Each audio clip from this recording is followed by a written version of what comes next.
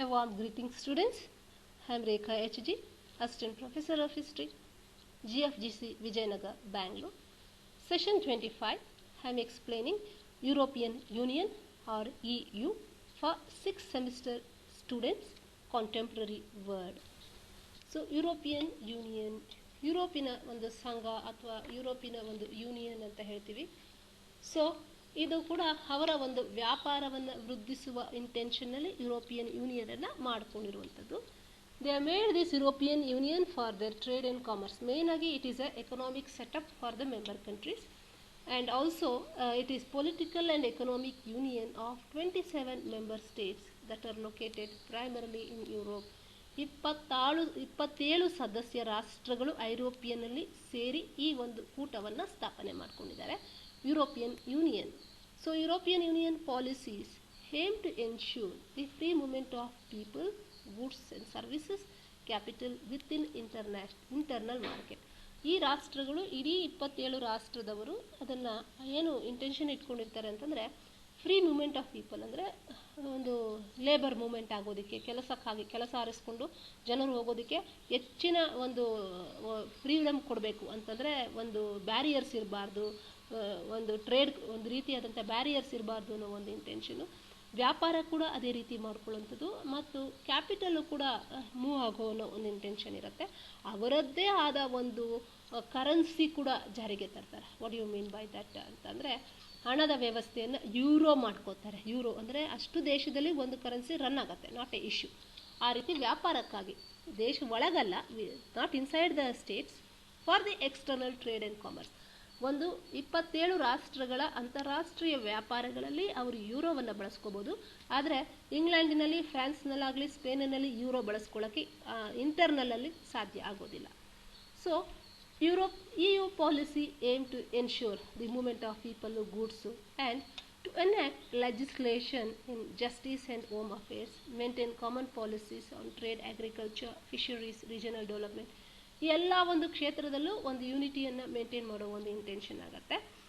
So the original members of what came to be known as European communities were the inner 6. ಮೊದಲಿಗೆ ಇದನ್ನು ಆರಂಭ ಮಾಡಿದಂಥವರು 6 ಪ್ರಮುಖ ರಾಷ್ಟ್ರಗಳು, European ರಾಷ್ಟ್ರಗಳು. That is the Belgium, France, Italy, Luxembourg, Netherlands and west Germany. Netherland ಅಂತಂದರೆ you should remember it is Dutch, Holland. 3 ಸೇರಿದ್ರೆ 3 ಹೆಸರು ಒಂದು ದೇಶಕ್ಕೆ. ಸೊ ಇವೆಲ್ಲ ರಾಷ್ಟ್ರಗಳು ಸೇರಿ ಒಂದು ಯುರೋಪಿಯನ್ ಯೂನಿಯನನ್ನು ಮಾಡೋ ಒಂದು ನಿಟ್ಟಿನಲ್ಲಿ ಅವರ ಒಂದು ಏನು ಏಮ್ ಇದೆ ಅಂದರೆ, ಟು ಬಿ ವೆರಿ ಕ್ಲೋಸ್ ಅಂತಂದರೆ ವ್ಯಾಪಾರ ಆಗಲಿ ಅಥವಾ ಉದ್ಯೋಗ ಆಗಲಿ ಇದಕ್ಕೆಲ್ಲ ಹೆಚ್ಚಿನ ರೆಸ್ಟ್ರಿಕ್ಷನ್ಸ್ ಇರೋ ಹಾಗಿಲ್ಲ. ಇಟ್ ಲೈಕ್ ಎ ವಿಲೇಜ್ ಥರ, ಗ್ಲೋಬಲ್ ವಿಲೇಜ್ ಥರ. ದೇಶಗಳೆಲ್ಲ ಹಳ್ಳಿಗಳು ಆ ರೀತಿಯಲ್ಲಿ ವ್ಯವಸ್ಥೆ ಮಾಡಿಕೊಳ್ಳೋ ಒಂದು ಪ್ರಯತ್ನ ಮಾಡಿದಂಥ ರಾಷ್ಟ್ರಗಳಾಗ್ತವೆ. So European Union consist of the countries that acts as one economic unit in the world economy. ಇಡೀ ವರ್ಲ್ಡ್ನಲ್ಲಿ ಆರ್ಥಿಕತೆಯಲ್ಲಿ ಇವರದ್ದು ಕೂಡ ಒಂದು ಆರ್ಥಿಕ ಯೂನಿಟ್ ಆಗಬೇಕು, one unit in the world economy. See there what you call growth that they want to consider themselves as the one economic unit in the world economy. So our official currency ಏನಾಗಿದೆ ಅಂತಂದರೆ euro.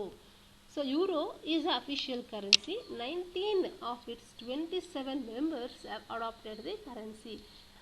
27 ಸದಸ್ಯ ರಾಷ್ಟ್ರಗಳಲ್ಲಿ 19 ರಾಷ್ಟ್ರಗಳು ಈ ಒಂದು euro ಕರೆನ್ಸಿಯನ್ನು ಒಪ್ಪಿಗೆ ಕೊಟ್ಟಿದ್ದಾರೆ. ಏನು ಅಂತ ನಾನು ನಿಮ್ಗೆ ಹೇಳಿದ್ದೀನಿ. ಯೂರೋ ಫಾರ್ ಎಕ್ಸಾಂಪಲ್ ವ್ಯಾಪಾರ ಆಗ್ತಾ ಇದೆ ಯಾರ್ಯಾರ ನಡುವೆ ಅಂತಂದರೆ, ವೆಸ್ಟ್ ಜರ್ಮನಿ ಮತ್ತು ಬೆಲ್ಜಿಯಂ ನಡುವೆ ವ್ಯಾಪಾರ ಆದರೆ ಅದರದ ಹಣ ಯಾವ ಮೂಲಕ ಸಬ್ಮಿಟ್ ಮಾಡಬೇಕು ಅಂತಂದರೆ ಇಟ್ ಈಸ್ ಯೂರೋ ಆಗುತ್ತೆ.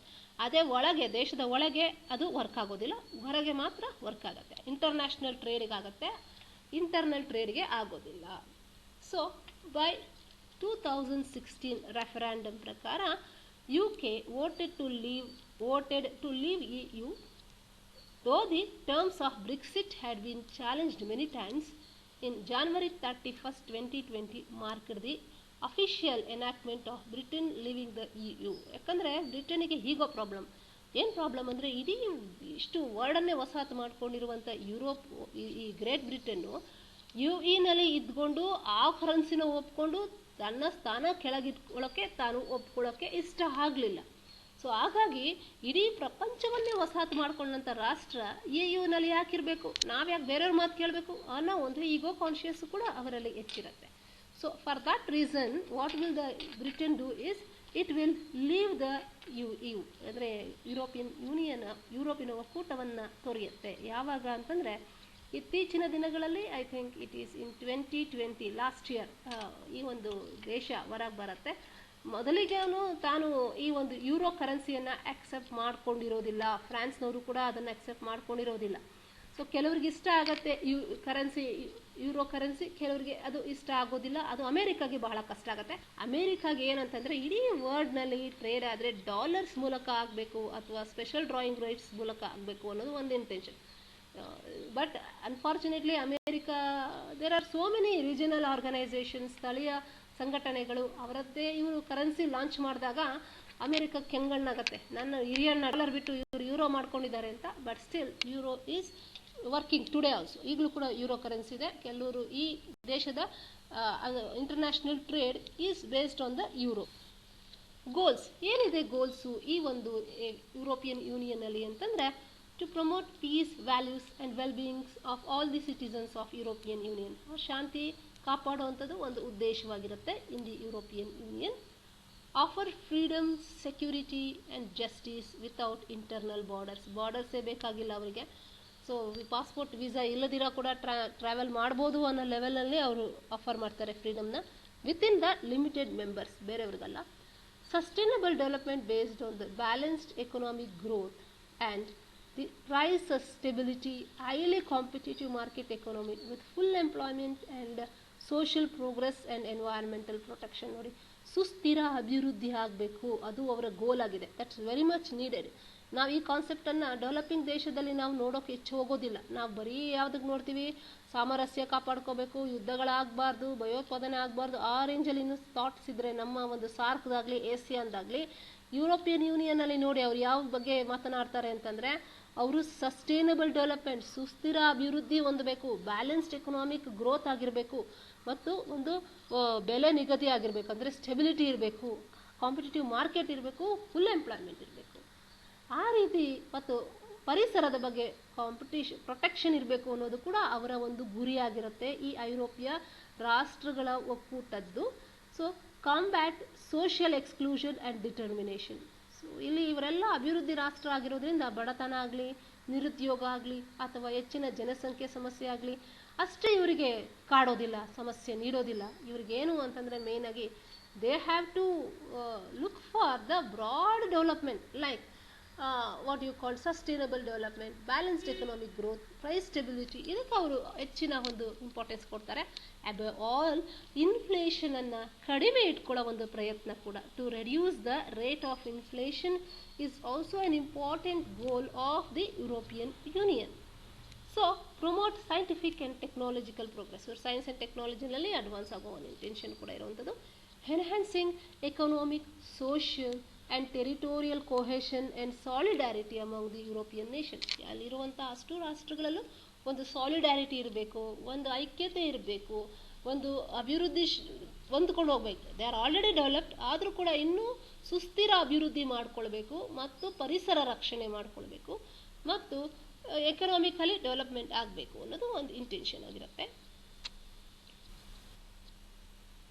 ಸೊ EUದ ಲಾ ಫಂಕ್ಷನ್ಸ್ ಏನಿದೆ ಅಂತಂದರೆ, regulation is meant to create a cohesive economic entity of its members so that goods can flow freely across the borders of its members nation without tariff, with ease of one currency and creation of one enlarged member pool which creates more efficient distribution and use of labor.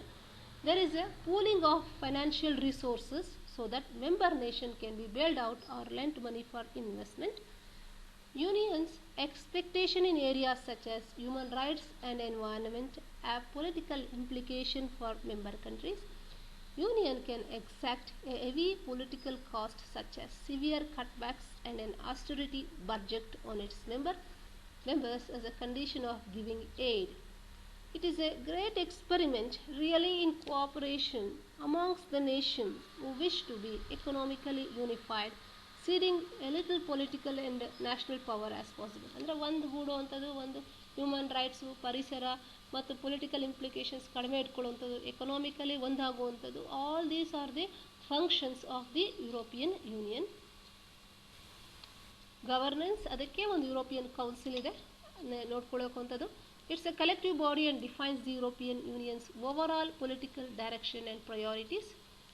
European Parliament is the only parliamentary institution of European Union that is directly elected by citizens aged 18 years or older. ನೋಡಿ, ಇದೊಂದು speciality ಏನು ಈ ಒಂದು regional ಆರ್ಗನೈಸೇಷನಲ್ಲಿ ಅಂತಂದರೆ, ಇಲ್ಲಿ ಆ ದೇಶದ ನಾಗರಿಕರಿಗೂ ಕೂಡ ವೋಟ್ ಹಾಕೋದಕ್ಕೆ ಅಧಿಕಾರ ಕೊಟ್ಟಿದ್ದಾರೆ. 18 ವರ್ಷದ ನಂತರದವರು ಇಲ್ಲಿ ವೋಟನ್ನು ಕೂಡ ಚಲಾಯಿಸಬಹುದು. The Council of European Union is part of essentially bicameral UE legislature. Other legislative body being European Parliament represents executive governments, Minister of EU member states. European Commission is an executive body of European Union responsible for proposing legislation, implementing decision, upholding the EU treaties and managing the day-to-day business of the EU. European Court of Auditors, it investigates the proper management of finance within both EU entities and EU funding provided to its member states. European Central Bank is the central bank for the euro and administers monetary policy within the eurozone, which comprises 19 member states of the European Union. So they have their own governance irutte. European Council iruvanthadu, European Parliament iruvanthadu, Council of European Union, European Commission, European Court of Auditors. ನೋಡಿ, ಆಡಿಟರ್ಸ್ನ ಕೂಡ picture ತರ್ತಾರೆ. ಯಾವ ಒಂದು ಸ್ಥಳೀಯ ಅಸೋಸಿಯೇಷನಲ್ಲಿ ನಮಗೆ auditors ಬಗ್ಗೆ ಪಿಕ್ಚರೇ ಇರೋದಿಲ್ಲ. But ಇಲ್ಲಿ ಯುರೋಪಿಯನ್ ಕೋರ್ಟ್ ಆಫ್ ಆಡಿಟರ್ಸ್ ಕೂಡ ಇಟ್ ಇನ್ವೆಸ್ಟಿಗೇಟ್ ಫೈನಾನ್ಸ್ ಯಾವ ರೀತಿ ಸಕಲವಾಗಿರುವಂಥದ್ದು, ಯಾವ ರೀತಿ ಮ್ಯಾನೇಜ್ ಆಗಬೇಕು ಅನ್ನೋದು ಕೂಡ these people have done, because there are very qualified educated class of people. So ಆ ರೀತಿ ಗವರ್ನೆನ್ಸ್ ಇರೋ